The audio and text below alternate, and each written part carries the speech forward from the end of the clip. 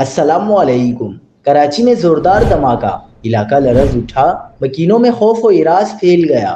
دھماکے کی سی C T V footage نے تہلکہ مچا دیا۔ کیا آپ حالات حاضرہ سے آگاہی حاصل کرنا چاہتے ہیں؟ خبر کے پیچھے چھپے اصل حقائق جاننا چاہتے ہیں تو ابھی سبسکرائب کیجئے دل مل پاکستان کو اور ساتھ ہی گھنٹی کے نشان پر کلک کر دیں۔